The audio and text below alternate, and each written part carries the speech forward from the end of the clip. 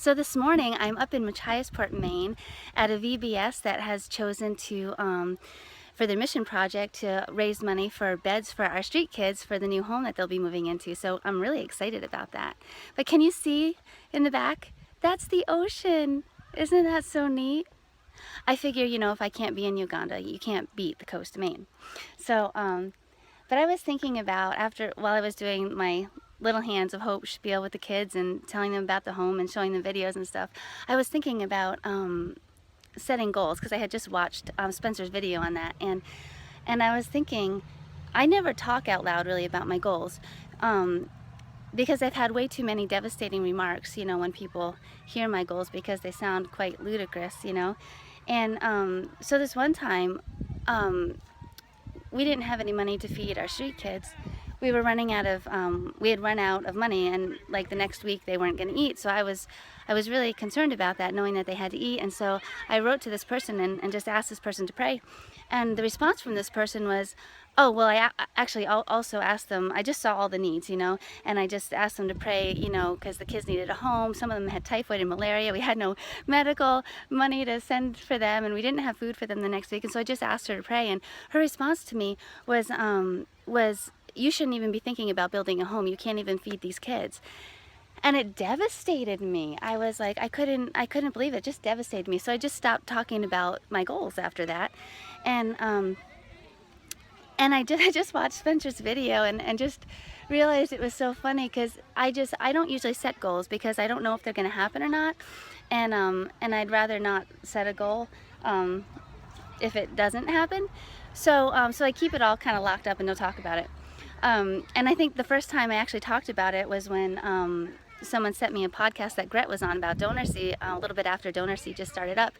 And so I got in contact with Gret, and then he asked me like when I would like the children's home completed, like what was my goal.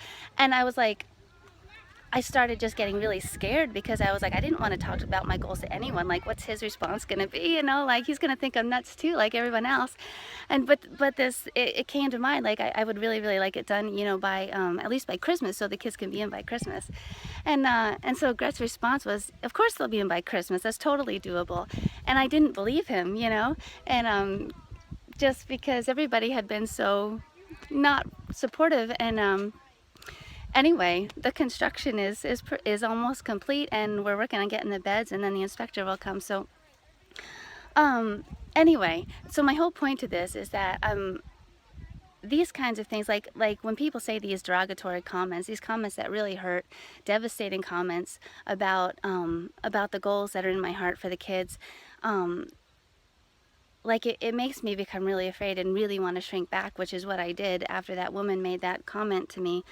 But I'm learning not to, because I'm learning that the goals that are in my heart, they're like the goals that Jesus talks about in the Bible, like feed the hungry, take care of the homeless, care for the orphan and all this stuff. And, love your neighbor as yourself.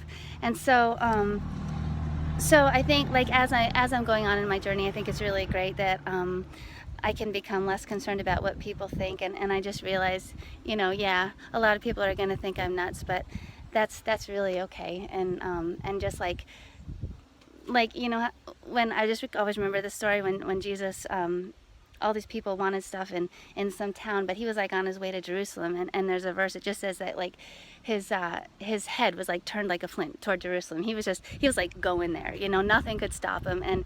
And that's like how I feel my heart becoming, like these kids need help, and it doesn't matter, the obstacles or anything, that's what I'm doing, that's where I'm going. So I'm really very thankful for that in this whole learning process, but it's been really painful. But that's my little spiel for the day, because I have to get back into those VBS kids. Bye.